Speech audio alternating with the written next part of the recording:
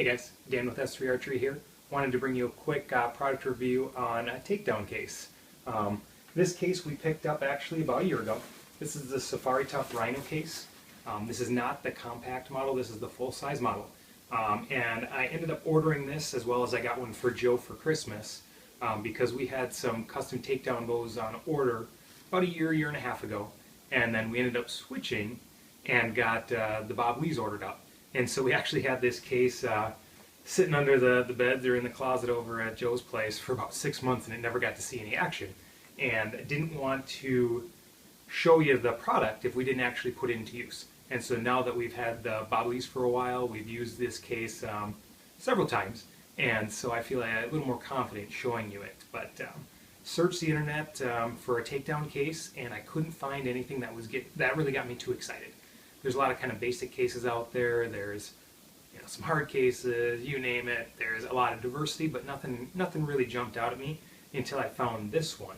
And this one, what's kind of fun about it, and you'll see here in a couple of minutes, is it actually is a roll style case. And so when I open up these clips, it rolls out and it gives you kind of 3 different sections versus just a simple zipper down the middle, throw your stuff in there type case. And I really like the idea of that because I know that there's a couple of different firearm cases and stuff like that that are kind of similar. And the nice thing is that when you have this style, when you open it up, it actually gives you a workspace. And so you don't have to worry about losing limb bolts or your Allen wrenches, whatever miscellaneous stuff you have in here, because it rolls out and then it rolls back together. It gives you a nice clean workspace out in the field. And so if you're in some taller grass or something like that and you're trying to set the bow up, if you drop something, odds are it's going to land on this, and so you don't lose it. You're not spending a good portion of your time looking for something in the grass, or and maybe you don't even find it. And so that was really what jumped out at me about this case, that functionality aspect. And so we'll get a closer look at this here in just a second, but I will also put the Bob Lee Natural in here once it's taken down. We had one of our subscribers ask a little bit more about some Bob Lee Natural action and a review and stuff like that, and so I'll shoot one of those later. But I thought we'd give a little cameo appearance to that bow in this case. So let's open it up and take a peek at it. Alright guys, so let's open this up. I did throw the Bob Lee in here just so you can take a peek at it. It's a simple 2-clip design, and then it just rolls right out. And then these fold out. And so you can see that this is it's a pretty big case as far as the size goes when it's actually opened out. But I mean, you can get your 2 hands around it if it's pretty compact and when you've got everything taken down, tucked in real tight. But it's got a nice fleece inside here, plus it's got some of this kind of ripstop nylon. I literally throw everything in there. So I've got my string there. It's got these kind of little elastic cords that then hold. This is where I've got my limbs, and you can see it's a nice fleece kind of sleeve that then has a sewed line down the middle of it, and that keeps it so that they're not rubbing on each other. And so we can take these beautiful limbs out here, let you guys take a peek of those again. But you don't have to worry about your limbs rubbing on each other when they're in that case, because like I said, they are separated even though it's one unit, and that also makes it so you don't have to worry about limbs getting separated when they're in here and rolling around. And then it's got this nice little pocket right here to throw your riser in. And then it's got 2 different Velcro pockets. One, I just keep my extra limb bolts and my Allen in there. And then this nice long one, you can throw really whatever you're interested in. I've got a stringer, I've got an extra string, all kinds of useful things out in the field. And so you really have a total package. We're going to throw this here just for a nice sizing. This is a 29.5-inch arrow, but I've got, between the knock and the tip, you're probably looking at more like a 30-inch arrow. And you can see, man, didn't those turn out beautiful?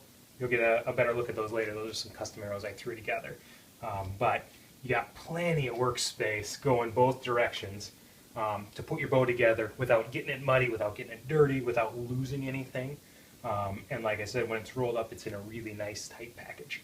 So once again, the features, we got a nice fleece thing here for your riser. We've got the 2 different pockets. You got the nice fleece up here. Nothing's going to get scratched or wrecked. You've got your divided sleeve to throw your limbs in, and then you roll it all up and it's in a nice tight package. So let's put this bow away real quick and you can see how simple it is.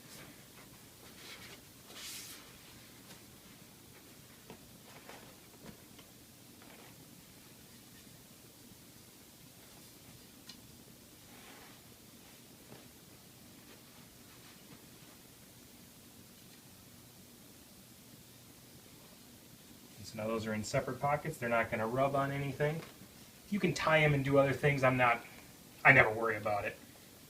I figure these elastic straps that are stuck to the actual case itself are going to keep it plenty secure.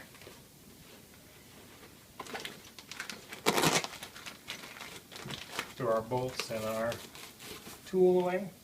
My real string, not the extra one. And then I like to kind of tighten them up together and kind of have the arc of the riser and the limbs.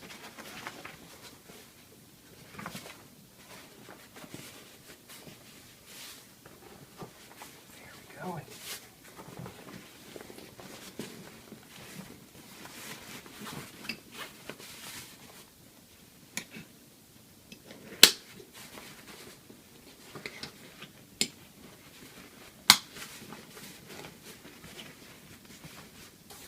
You got a nice carry handle up top, you've got a back strap over, and with those ends being folded in, even though I didn't secure anything, you're not worried about anything falling out the bottom of it. It's in a good secure package. So that's the case we've got, and like I said, it's still in pretty good shape because it hasn't been abused yet, but it's been used quite a few times, and this summer they're going to get a heck of a lot of work out. In theory, the site says that you can throw this in the water and it's going to float. I'm not going to show that to you with my boat. A, it's January, and B, even if it floats, I don't really want my bow sitting in the water because I'm assuming that a little water is going to get in there. But maybe as a little spoof video down the road, we'll throw 2x4 in and throw it in a lake. We'll see what happens. Thanks for joining us, guys.